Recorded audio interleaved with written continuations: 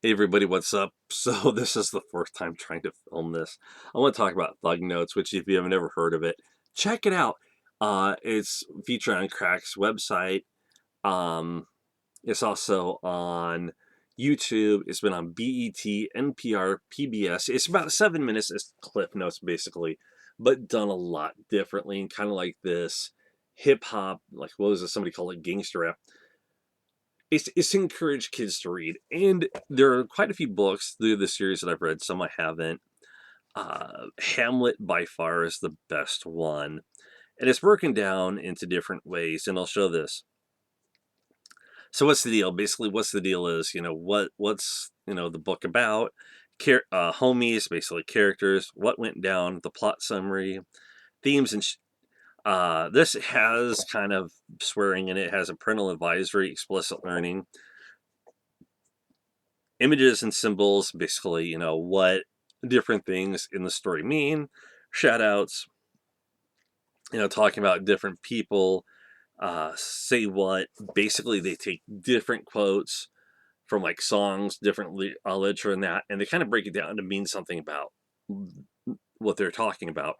The guy who plays Sparky, his name is Greg Edwards, and is also written by a guy by the name of Jared Bauer. Both of them are kind of worked together on it. And let me see here. I love this classic. Othello, thou hast set me on the rack. I swear 'tis better to be abused than but know it a little. I saw not, thought it not, it harmed me not. I slept the next night well, fed well, was free and merry. I found not Cassio's kisses on her lips. He that is robbed, not wanting what is stolen, let him not know, and what is robbed at all. Shakespeare. Remixed. Is ignorance really bliss? Depend on who you ask. Mildred is happy as can be, chilling in front of a bunch of TV screens, iced out on pills 24/7. Or at least she thinks she is. Like Montag, finds out ignorance just look at like bliss on the outside, but underneath, peeps without any substance are just hollow inside. That is from Fahrenheit 451, which I loved.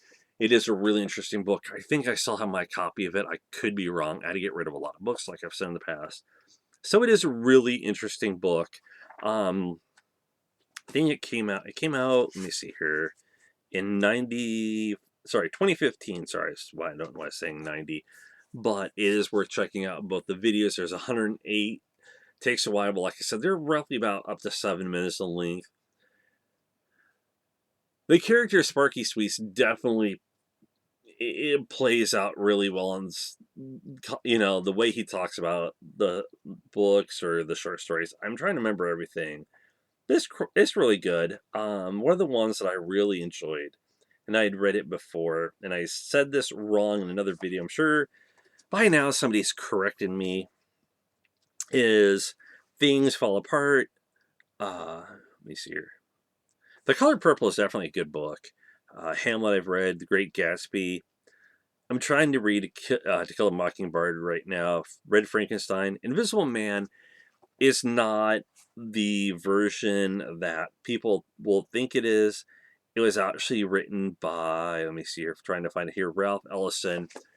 It's basically about a black guy who's shows how he's not part of how society sees people. I read it in college, and it's an interesting book. I think I still have it somewhere around here. You would not believe the amount of books I have. A lot of people would, but so yeah, it is definitely worth checking out. The series, the videos are worth checking out. It's just basically a different version of Cliff Notes, but actually done a lot better. Done in a style that is more enjoyable, more entertaining, and it really makes people, even me, who I should have probably had a lot of these books read, makes me want to read other stuff. Which is part of the reason why I started to read To Kill a Mockingbird. So yeah, it is definitely worth it. I'm trying to think if there's anything else. Lord of the Flies, I've already read. Moby Dick is probably the only book that I won't read, especially how long it is. But if you want an interesting take on it, I'll see if I can find the link for it. There is actually a show here on YouTube. It's going to sound weird, but it's really not. It's called Ask a Mortician. And